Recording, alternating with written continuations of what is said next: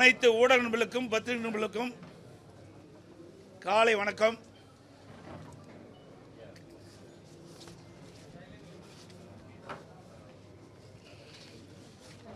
கழக நிறுவன தலைவர் பாரத ரத்னா புரட்சி தலைவர் டாக்டர் எம்ஜிஆர் அவர்களின் 109வது பிறந்தநாள் விழா தமிழக அனைவருக்கும் மகிழ்ச்சி தரும் ஒரு பொன்னான நாள்.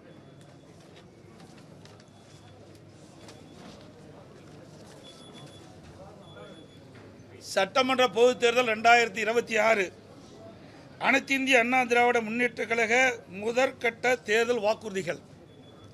தமிழ்நாட்டின் 17வது சட்டமன்ற பேரவைக்கான பொது தேர்தல் விரைவில் நடைபெற உள்ளதை முன்னிட்டு மக்கள் நலன் ஒன்றை மட்டுமே குறிக்கோளாக கொண்டு செயல்பட்டு வரும் அனைத்து இந்திய அண்ணா திராவிட முன்னேற்ற கழகத்தின் சார்பில் அளிக்கப்படும் முதல் கட்ட தேர்தல் வாக்குறுதிகள்.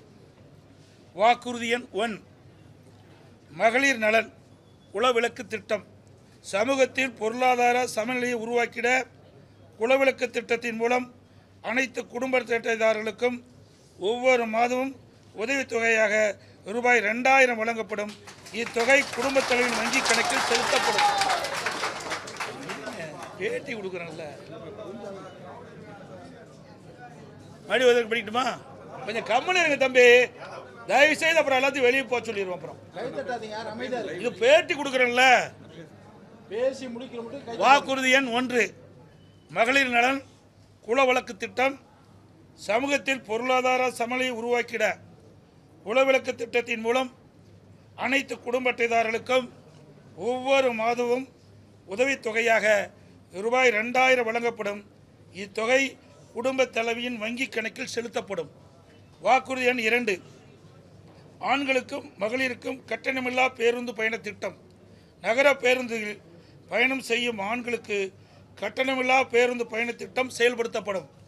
ஏற்கனவே நடைமுறையில் இருக்கும் நகர பேருந்துகளில் பயணம் செய்யும் மகளிருக்கான கட்டணமில்லா பேருந்து பயண திட்டம் தொடர்ந்து செயல்படுத்தப்படும்.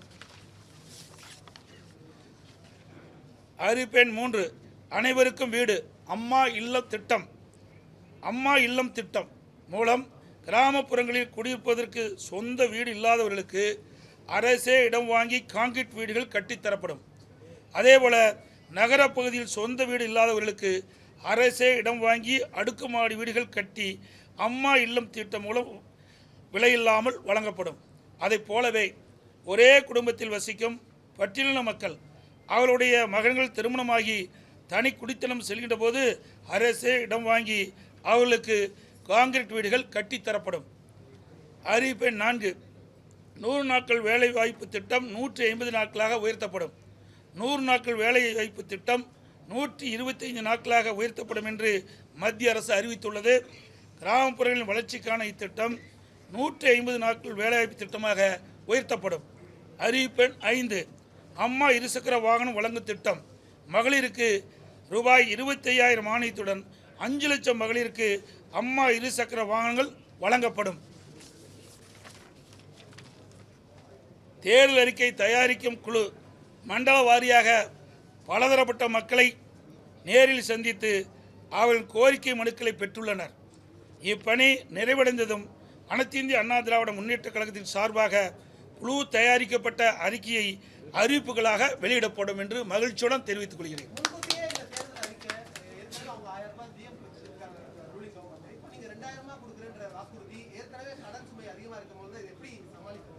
அவர்களுக்கு திறமை இல்லை, எங்களுக்கு திறமை இருந்தது. நாங்கள் ஆட்சி செய்கின்ற பொழுது 5,18,000 கோடி தான் கடன் இருந்தது. எந்த சூழ்நிலை? ஒரு ஆண்டு கொரோனா காலத்தில் கூட அரசுக்கு வரி வருவாய் இல்லாத நேரத்தில் கூட கொரோனாவுக்கு 40,000 கோடி செலவு செய்தோம். நாங்கள் திறமையாக நிதி கையாண்டு நிதி சுமை இல்லாமல் நிதி சுமை குறைவாக இருக்கின்ற சூழ்நிலை நாங்கள் உருவாக்கி தந்திருக்கிறோம்.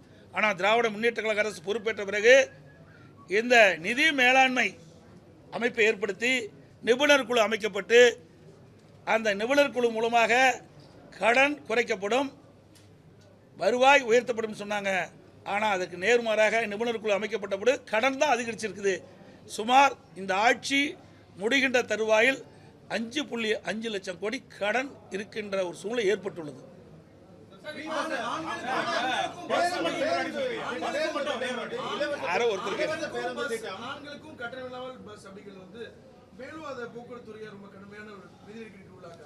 அதுதான் நான் சொல்றேன்ல, நிர்வாக திறமை இருந்தால் எல்லாமே சமாளிக்கலாம். நிர்வாக திறமையற்ற சிரிக்கின்ற பொழுதுதான் இந்த கடன் சுமை அதிகரித்துக் கொண்டே இருக்கின்றது. அதையெல்லாம் இன்னும் அதாவது 2ஆம் கட்ட தேர்தலுக்கு முழுமையாக வெளியிடுகின்ற பொழுது இன்னும் பல அறிவிப்புகள் வெளியிடப்படும். இப்போ எங்களுடைய தேர்தல் அறிக்கை தயாரிக்க குழு ஒவ்வொரு மண்டலமாக போயிட்டு இருக்கிறாங்க, மக்கள்கிட்ட மனு வாங்கிட்டு இருக்கிறாங்க. இப்போ இன்னும் கோயம்புத்தூர் மண்டலத்துக்கு போகல. அங்கே போய் பலதரப்பட்ட மக்களையும் சந்தித்து அவருடைய கருத்துக்களை விண்ணப்பம் மூலமாக பெற்று அதையெல்லாம் சேகரித்து அந்த அறிக்கையாக தயாரிக்கப்பட்டு அது ஆய்வு செய்யப்பட்டு அதை அடிப்படையில் மக்கள் என்னென்ன நினைக்கின்றார்களோ அதை எங்களுடைய தேர்தல் அறிக்கையில் இடம்பெறும்.